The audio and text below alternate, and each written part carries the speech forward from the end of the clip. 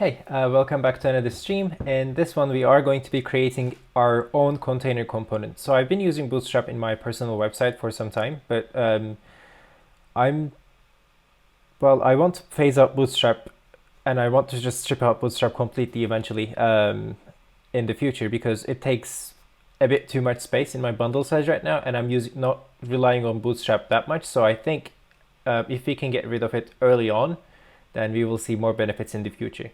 Okay, so currently it takes the compressed Bootstrap CSS takes about 22.4 kilobytes in my website right now, which is not a big deal. But if you consider the website size is about 749 kilobytes right now, it is kind of a big deal. So we are definitely in the micro optimization territory in here, but there's room for improvements, and I think we should make those improvements before it becomes too difficult to maintain and replace these things, basically. So I try to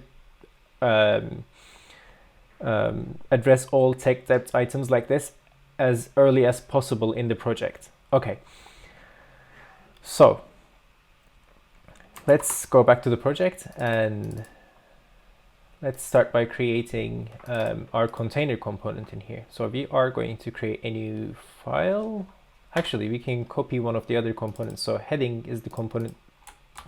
Heading is my simplest component, and I just copy this component when I want to create a new one. So we're just going to call this one container. It has the same name as the Bootstrap container, but that's not a problem. We're just going to make sure that we import the correct one.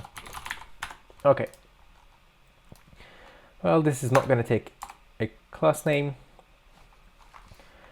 This is going to take children, so we can say children in here, and that goes there. You're not going to be using text center anymore, no title, and we can replace that with children. Okay, good. Now let's clean up the imports. Okay, we need to create a module.sass for this component, right? So under style sheets, we have components, and in here, utils, we're going to create a new file. This is going to be called container.module.sass. Okay, add it to Git. Let's switch back to the previous file. Let's rename this part.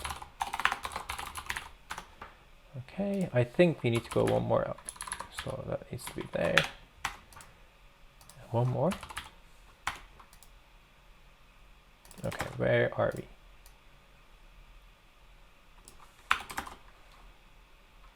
Okay, style sheets, components, utils, and here. Okay, well, that was the right one. Anyway, so as I said, this is going to replace Bootstrap's container, right? Let's take a look at where we are using it in the project. Majority of the use cases are inside the homepage. Sorry. So home.jsx is the place that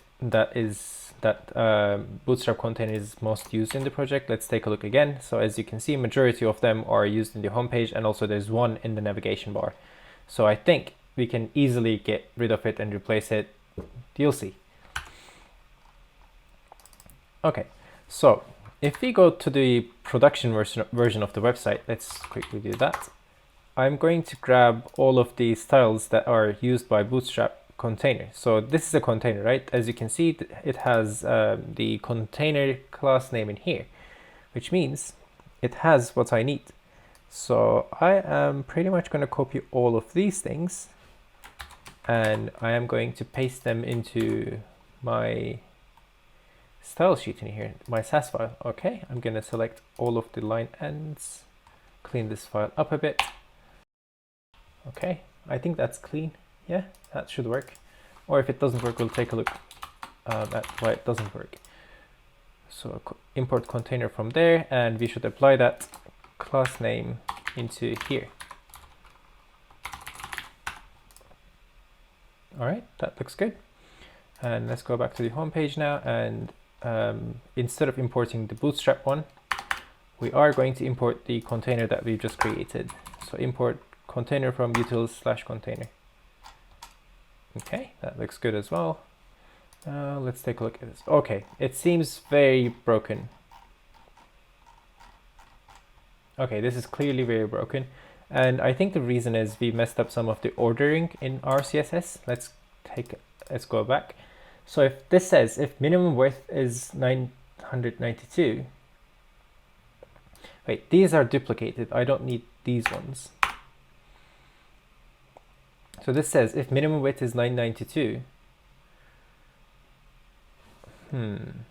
I feel like I missed one of them. So there should be a rule for, so this is small, this is medium, this is large, and there should be a rule for extra large. So let's go back to the production website again.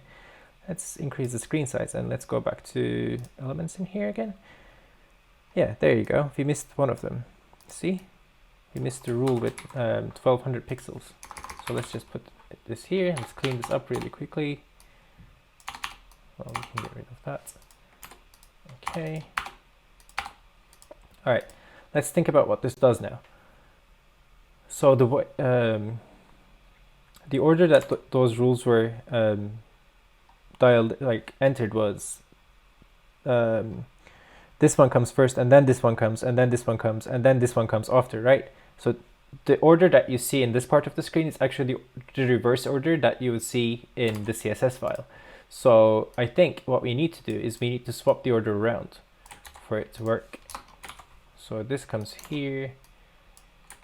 This should be applied after that one. Order matters in CSS. I have a whole video about it. So I'll just add it to I'll just put it somewhere on the screen, or I'll just put it in the description. I don't know. So this should come after here. Oops, I copied the wrong thing. Cut that and paste it in. All right, that looks good. I think that should fix our issues. Yeah. Except these things are broken, kind of. I don't know why. Do I have zoom in it? No. Okay. Font size is broken for some reason. That might be because I've changed something that I wasn't meant to change. Interesting.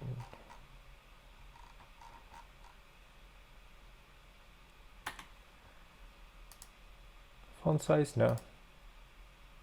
Oh, it's because I've encapsulated. I forgot to change this element. This has to be a div.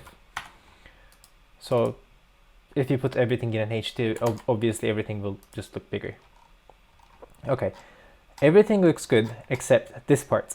And this is where the video that I mentioned before really matters. So the import order in your parent component that you override the style actually matters a lot. Okay, let me show you what that means.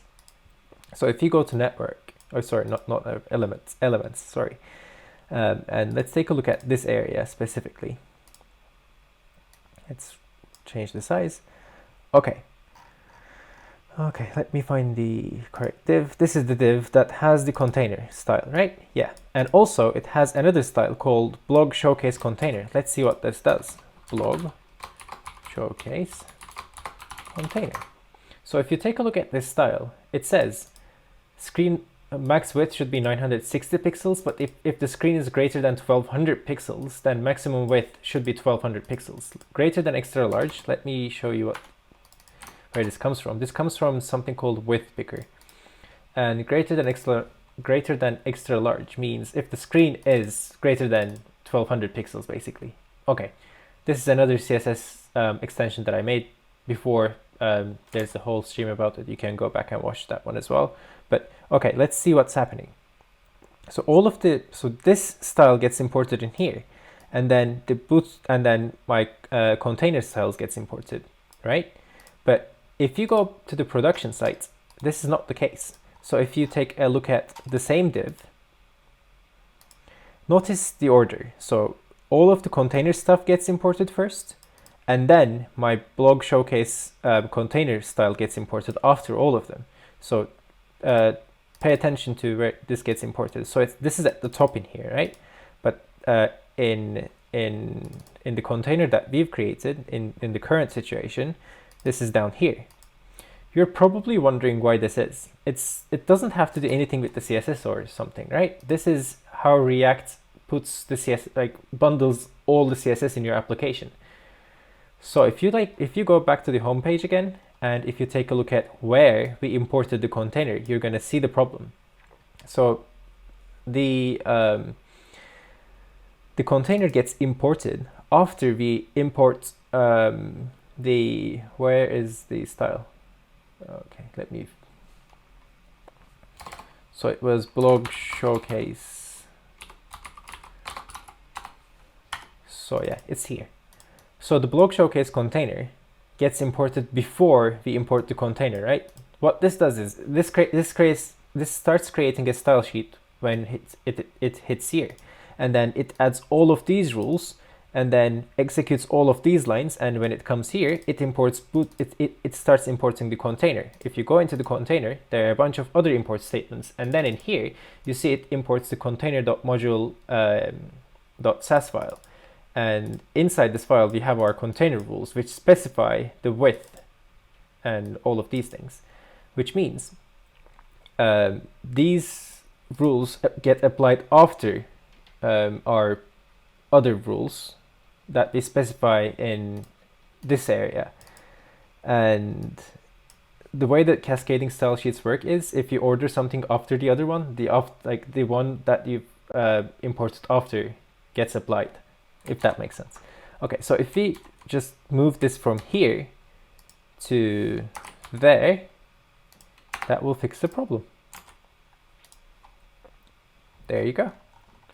And now we have a working Bootstrap container, but it's not really Bootstrap, it's my own container now.